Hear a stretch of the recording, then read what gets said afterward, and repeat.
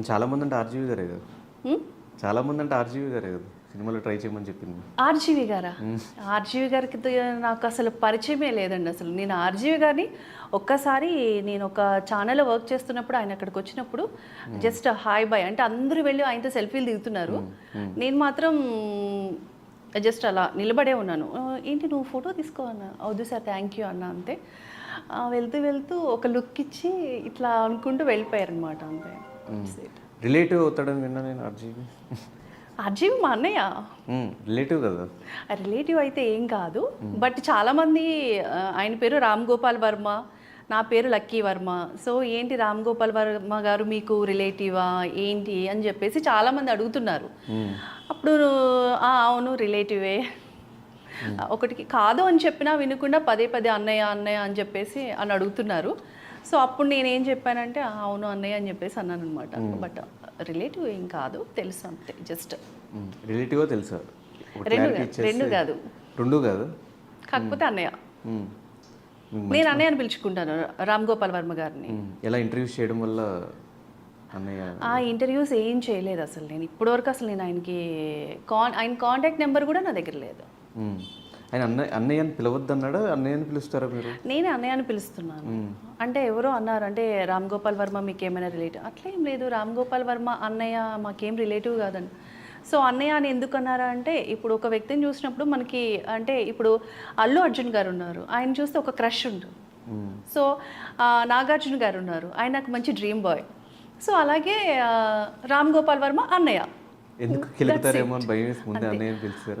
అలా చేయరండి, మా అన్నయ్య అందరి విషయాల్లో అట్లా ఉండరు. ఆయన తెలుసు ఎక్కడ ఎవరిని ఇది చేయాలనే విషయం తెలుసు.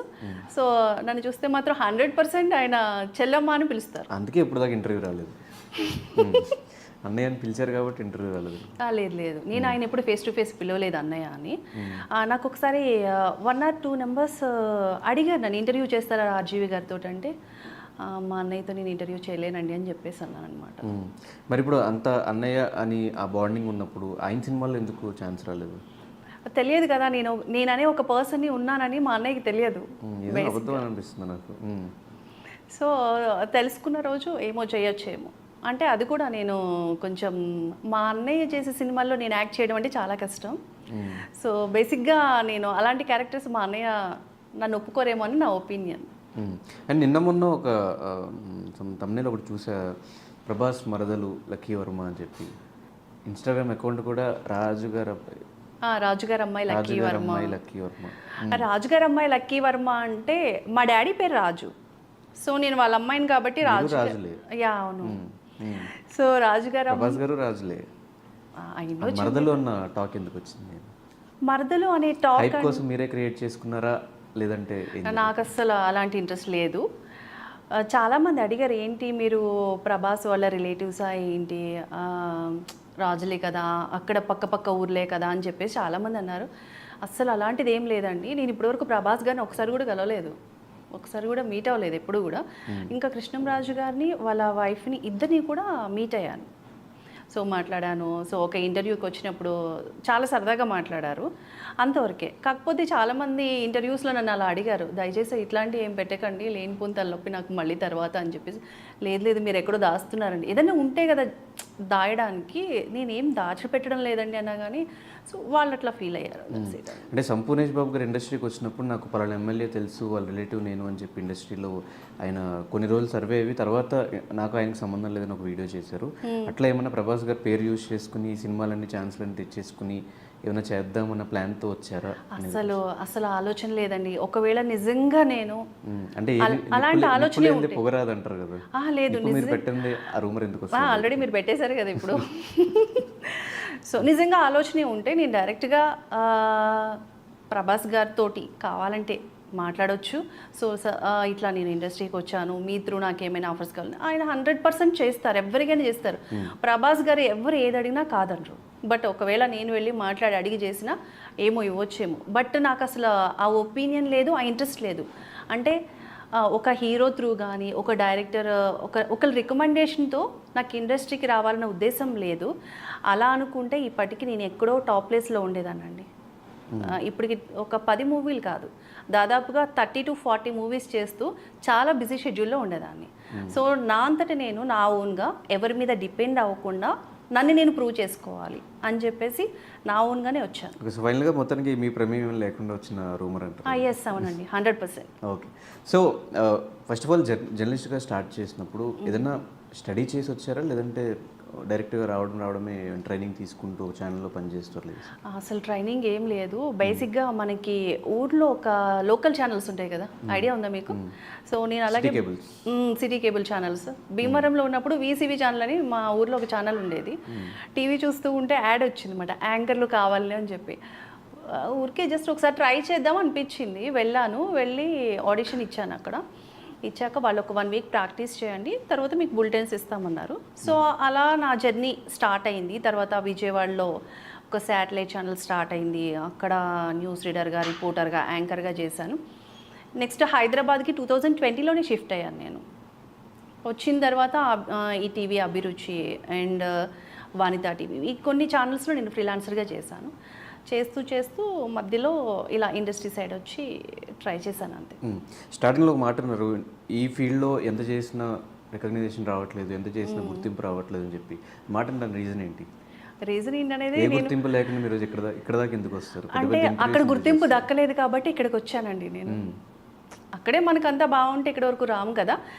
బట్ అలా అని చెప్పేసి మీడియాని మొత్తాన్ని నేను అట్లా అనను, కొందరిని మాత్రమే అంటాను. ఎస్పెషల్లీ కొందరు అంటే ఎవరు, ఏంటి పేర్లు ఏంటి అని మాత్రం అడగండి. మీరు పనిచేసిన ఛానల్స్. ఎస్, అంతే. ఏంటి అంటే మీకు తెలియదు ఏముంది, మీడియా అంటేనే పెద్ద పాలిటిక్స్. సో 2 పార్టీల మధ్య కూడా అన్ని పాలిటిక్స్ జరగవేమో నాకు తెలిసి. మార్నింగ్ లేచిన మొదలు అసలు ప్రపంచంలో ఉన్న పాలిటిక్స్ అన్నీ మన మీడియాలోనే ఉంటాయి. ఏదైనా ఒక ప్రోగ్రామ్ చేసినా ఏం చేసినా కానీ మనం ఎంత కష్టపడినా వాళ్ళు ఎవరికైతే గుర్తింపు ఇవ్వాలనుకుంటున్నారో వాళ్ళకే ఇస్తారు, కానీ మనకు మాత్రం ఇవ్వరు. సో అలాంటి గ్రూప్ పాలిటిక్స్ అని అదని ఇదని ఇవన్నీ నేను చాలా చూసేసాను. కానీ ఎందుకు ఆ టైంలో మాట్లాడకుండా ఇప్పుడు ఒక సక్సెస్ వచ్చిన తర్వాత కూర్చొని మాట్లాడటానికి రీజన్? ఇప్పుడు మీడియాలో ఉండి మీడియాలో ఎలా మాట్లాడతామండి? అంటే అప్పుడు అవసరం కాదు. ఇప్పుడు బేసిక్గా ఏదన్నా ఒక బయట ఒక విషయం జరిగిందంటే ఎవరు ఫోకస్ చేస్తారు? మీడియానే కదా. మీడియాలోనే జరిగితే మనం ఎవరికి చెప్తాం? పాయింటే కదా. అర్థమైందా మీకు? మీడియాలో చెప్తే మీకు సోషల్ మీడియా ప్లాట్ఫామ్ ఉంది, సోషల్ మీడియాలో చెప్పొచ్చు. ఈ మధ్యన మీడియా అంటే న్యూస్ ఛానల్స్ ఒకటే కాదు, సోషల్ మీడియా లేదు. మీడియా లేదు, యాక్చువల్గా మీకు ఇన్స్టాగ్రామ్ ఎప్పుడు స్టార్ట్ అయింది? ఎప్పటి నుంచో ఉంది, 2020 లాక్డౌన్ నుంచి. 2020 నుంచి మీరు కూడా కెరీర్ స్టార్ట్ కదా. సో అప్పుడు మనం చెప్పాల్సిన అంత ఫోకస్ చేయాలి, మనం ఇట్లా చెప్పాలి మీడియా గురించి, ఆ సిచ్యువేషన్ రాలేదు. బట్ ఇప్పుడు ఈరోజు మీరు నన్ను అడుగుతున్నారు కాబట్టి నేను చెప్తున్నాను. లేదంటే నేను కావాలని చెప్పి ఒక సోషల్ మీడియాలోకి వెళ్ళి సో మీడియా ఇలాగా మీడియా అలాగా మాట్లాడాల్సిన అవసరం లేదు. దేనికైనా ఒక సమయం సందర్భం అంటూ వస్తుంది, అప్పుడే మాట్లాడాలి. సో నాకు ఇప్పుడు సమయం సందర్భం వచ్చింది కాబట్టి నేను మీ ముందు మాట్లాడగలుగుతున్నాను. ఎలా వచ్చింది అనేది నా పాయింట్. అంటే ఒకప్పుడు మీరు మాట్లాడకపోవడానికి రీజన్ మీకు మీడియాతో ఉన్న అవసరం, మీకు ఆ నాకు అసలు మీడియా ఆపర్చునిటీస్ లేనప్పుడు మాట్లాడారు కాబట్టి ఆబ్వియస్గా. లేదండి, ఇప్పుడు మనం మార్నింగ్ లేవగానే ఇండస్ట్రీ మీద పడి ఇండస్ట్రీ నాదని ఇదని అంటూ ఉంటాం. మీరు కూడా అట్లాగే అన్నారు. ఓకేనా, యాంకర్గా చేసినప్పుడు కూడా అంటాం. ఇప్పుడు ఏంటంటే ఇప్పుడు నేను ఒక ఇండస్ట్రీ సైడ్ వచ్చాను, ఒక మూవీ చేశాను, ఆ మూవీ హిట్ అయింది, మీరు పిలిచారు, ఇంటర్వ్యూ చేశారు. సో మీరు అడిగిన క్వశ్చన్కి నేను ఆన్సర్ చేశాను. ఇక్కడ ఏంటే మీరు ఇంతకు ముందు అన్నారు కదా మీడియాలో ఏదో ప్రాబ్లం అని అడిగారు కాబట్టి నేను చెప్పా. మీరు అడగకపోతే నేను ఆన్సర్ చేయను. అసలు చెప్పాను మీడియా గురించి. తట్టుకోలేకపోయాను అన్న మాటలు మాట్లాడారు కాబట్టి నేను అడగాల్సి వచ్చింది, అందుకే చెప్పారు. అవును, 100%. మీరు ఒప్పుకుంటారా? మీరు ఒప్పుకోరా మీడియాలో పాలిటిక్స్ లేవని? నేను ఒప్పుకోరు, ఎందుకంటే అక్కడ కూర్చున్నారు కాబట్టి. ఎక్కడ కూర్చున్నా నేను ఒప్పుకోను. నాకు ఒకవేళ ప్రాబ్లం అయిందంటే ఖచ్చితంగా నేను మాట్లాడతాను. సో నేను కూడా ఇప్పుడు వచ్చింది నాకు ఆ టైము, అందుకే మీ ముందు మాట్లాడుతున్నాను. ఇప్పుడు నా సోషల్ మీడియాలో పెట్టాను అనుకోండి, ఎవరు చూస్తారు, ఎవరు పట్టించుకుంటారు? ఎందుకు చూడరు. ఇదే మీడియాలో ఇష్యూ అయినప్పుడు చాలా మంది బయటకు వచ్చి మాట్లాడిన రోజులు ఉన్నాయి. రీసెంట్గా 2 యాంకర్స్, వేరు ఛానల్స్ యాంకర్స్ ఇద్దరు కొట్టుకుని సెల్ఫీ వీడియోలు తీసుకుని పెట్టుకున్న వీడియోస్ కూడా ఉన్నాయి. ప్రాబ్లం వచ్చినప్పుడు అందరూ చెప్పుకుంటున్నారు కదా, మీరు ఎందుకు చెప్పుకోలేదు? అండ్ ఇంకోటి, మీరు చేసిన ఛానల్స్ అన్నింటిలో మీకు ఎక్కువ ప్రిఫరెన్స్ ఇచ్చారు. పెద్ద పెద్ద ఇంటర్వ్యూస్ మీరు చేయడం జరిగింది, రోజా గారిది కానీ, పవన్ కళ్యాణ్ గారిది కానీ. ఎలాగైనా జస్ట్ ఫ్రీలాన్సింగ్ అంటే ఫుల్ టైం అయితే కాదు, ఫుల్ టైం చేసిన ఛానల్లో కూడా అంటే ఎక్కడైనా ఉంటాయి రాజకీయాలు. అండ్ మీకు చాలా మంది మేనేజర్ కాంటాక్ట్స్ ఇవన్నీ వచ్చినాయి కూడా మీడియా వల్లే? లేదు. ఎలా వచ్చినాయి? అది రాంగ్ అండి, అది చాలా రాంగ్. మనం మీడియా నుంచి వచ్చాం కదా అని చెప్పేసి మనకి కాంటాక్ట్స్ ఎవరు ఇవ్వరు. నాకు అసలు జీరో కాంటాక్ట్స్ అసలు. విజయవాడ అంటే మీకు ఏముంటుందండి అక్కడ అంత సో మీ ఫస్ట్ ఫిల్మ్ కాంటాక్ట్స్. ఆపర్చునిటీ ఎలా వచ్చింది? యాక్చువల్గా నేను మనకి తెలిసిన ఫ్రెండ్స్ ఎవరో ఒకళ్ళు ఉంటారు కదా, సో పలానా చోట ఒక మూవీ ఆడిషన్ జరుగుతుంది అని చెప్పేసి ఫ్రెండ్స్ ఇంటూ చెప్పినప్పుడు ఇండస్ట్రీయే కదా, ఫ్రెండ్స్ ఇంటూ ఇండస్ట్రీయే కదా. ఫ్రెండ్స్ అంటే ఇండస్ట్రీ అంటే వాళ్ళు కూడా మనకులాగా ఉన్న వాళ్ళే. ఇప్పుడు నాలాగే వాళ్ళు కూడా కొత్తగా ట్రై ట్రై చేస్తున్నారు. చేస్తున్న వాళ్ళే, ఇండస్ట్రీయే, మీడియా వాళ్ళే, ఆ కాంటాక్ట్సే కదా అంటున్నా. మీడియా అంటే మీడియా కాదండి, వాళ్ళు ఇండస్ట్రీలో ఉన్న పీపులే. వాళ్ళు కొత్తగా ఎంట్రీ ఇచ్చారు, వాళ్ళకి మీడియాకి వాళ్ళకి ఎలాంటి సంబంధం లేదు, వాళ్ళు నార్మల్ పీపులే. బట్ వాళ్ళు కూడా అప్పుడే ట్రై చేస్తున్నారు. ట్రై చేస్తున్నప్పుడు నాకు చెప్పారనమాట, సో నేను ఇలా ఆడిషన్కి వెళ్తున్నాను, పలానా మూవీ స్టార్ట్ అవుతుంది అంటే ఓకే ఒక్కసారి వాళ్ళ కాంటాక్ట్ నాకు కూడా ఇవ్వండి, నేను కూడా ట్రై చేస్తానంటే. సో అట్లా స్టార్ట్ అయింది. ఒక్క మూవీ నుంచి మన జర్నీ స్టార్ట్ అయితే వాళ్ళ త్రూ మనకి కొన్ని ఆఫర్స్ అనేవి ఈజీగా వస్తాయి. ఓకే, ఇప్పుడు మీడియాలో ఉన్నప్పుడు సినిమా గురించి మనం నెగిటివ్గా మాట్లాడతాం, సినిమా గురించి రివ్యూస్ ఇస్తాము, అదే సినిమా గురించి క్వశ్చన్స్ కొంచెం నెగిటివ్గా అడుగుతాం జరుగుతుంది. ఇండస్ట్రీలో ఉన్నప్పుడు ఇండస్ట్రీ వాళ్ళు ఇన్నర్ సర్కిల్లో మీడియా గురించి కూడా నెగిటివ్గా మాట్లాడుకుంటారు. అట్లా ఈ రెండిట్లో కూడా మీరు చూసారు కాబట్టి డిఫరెన్స్ ఏంటి? అలాంటి మాటలు ఏమన్నా విన్నారా, మాట్లాడారా? డిఫరెన్స్ అంటే మీడియా వేరు, ఇండస్ట్రీ వేరండి. మీడియా అంటే ఏదైనా అంటే ఇప్పుడు ఒక మంచిని చూపించాలన్నా మీడియా తర్వాతనే, ఆ మంచిని చెడ్డగా చూపించాలన్నా మీడియా తర్వాతనే, బతుకున్న వాళ్ళని చంపేయాలన్నా, చచ్చిన వాళ్ళని బతికించాలన్నా మన మీడియా తర్వాతనే. ఇంకా ఇండస్ట్రీకి వచ్చేసరికి అదంతా పెద్ద మహాసముద్రం అండి. ఇండస్ట్రీ గురించి మనం మాట్లాడలేం. అందులోనూ నేను ఇప్పుడిప్పుడే వచ్చాను కాబట్టి నాకు ఇండస్ట్రీ గురించి మాట్లాడేంత స్థాయి లేదనుకుంటున్నాను నేనైతే. ఎందుకంటే మీడియాలో అంటే నాకు కొంచెం అనుభవం ఉంది కాబట్టి అదే అంటున్నాను, మీడియాలో 4 years మాట్లాడగలుగుతున్నాను. ఎక్స్పీరియన్స్ ఉంది కాబట్టి మీడియాలో చేసేటప్పుడు ఇండస్ట్రీ మీద మీ ఒపీనియన్ ఏంటి? ఇప్పుడు ఏం చేంజ్ అయింది అని అడుగుతాను. నాకు ఇండస్ట్రీ గురించి అంటే మనం చాలా వింటూ ఉంటాం కదా, సో క్యాస్టింగ్ కోచ్ అని లైక్ ఇవన్నీ వింటూ ఉంటాం. ఏంటి ఇవన్నీ ఉంటాయా ఉండవా, అసలు ఏం జరుగుతుంది ఇండస్ట్రీలో అనేది నాకు ఒక డౌట్ ఉండేది. బట్ ఇండస్ట్రీకి వచ్చాక నాకు అర్థమైంది లేదని నేను అన్నాను, నేను ఫేస్ చేయలేదని అంటాను. ఓకే, నేను ఫేస్ చేయలేదు. ఇప్పుడు ఏదైనా మనం ఫేస్ చేస్తే అవును ఉన్నాయని చెప్పగలం. మనం ఏం ఫేస్ చేయకుండా ఎవరో ఏదో చెప్పారు కదా మనం కూడా చెప్పాలనే ఉద్దేశంతో చెప్పడం అనేది కరెక్ట్ కాదు. సో నేను ఫేస్ చేయలేదు. ఫేస్ చేయలేదు కాబట్టి లేదనుకుంటున్నారు అంతేనా? లేదనుకోవడం కాదు, ఎందుకంటే చాలామంది చెప్తున్నారు మేము క్యాస్టింగ్ కోచ్ ఫేస్ చేసామని చెప్పి చాలామంది చెప్తున్నారు. బట్ వాళ్ళ ఫేస్ చేసి ఉంటేనే కదా వాళ్ళు చెప్పేది. బట్ నేను ఫేస్ చేయలేదు కాబట్టి చేయలేదని చెప్తున్నాను అంతే. ఇప్పుడే స్టార్టింగ్ కదా, అందుకే ఇంకేం ఫేస్ చేయలేదని ఒక్కళ్ళు కూడా లేదండి అస్సలు. అందులో మన కట్అవుట్ చూసి భయపడతారు. ఎందుకు మళ్ళీ ఏమైనా చెప్తే ఆఫర్స్ తగ్గుతాయేమో అని భయమా? అస్సలు భయం లేదు. I don't care. అండ్ ఇంకోటి మనమే చాలాసార్లు, మీరు కూడా ఈవెన్ చాలాసార్లు చాలా మందిని క్వశ్చన్ అడిగి ఉండొచ్చు, తెలుగు అమ్మాయిలకి ఇండస్ట్రీలో ఆపర్చునిటీస్ తక్కువ ఉంటాయి అని. అవును. ఈ పరంగా ఏమన్నా ఎక్కడైనా విన్నారా వాళ్ళ దగ్గర నుంచి అయినా ఇండస్ట్రీలో?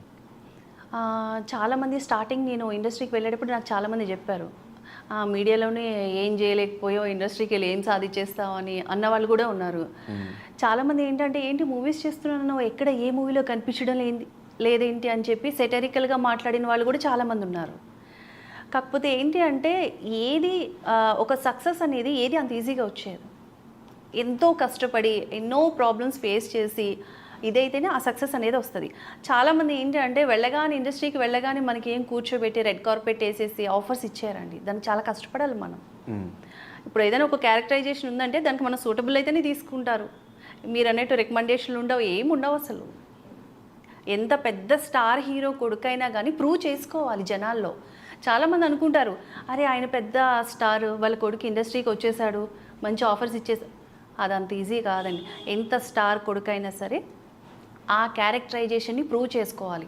జనాలు దాన్ని మెచ్చుకుంటేనే ఆ సినిమా హిట్ అవుతుంది. ఆ క్యారెక్టరైజేషన్కి తగ్గట్టుగా ఆ హీరోకి ఒక నేమో ఫేమో వస్తుంది.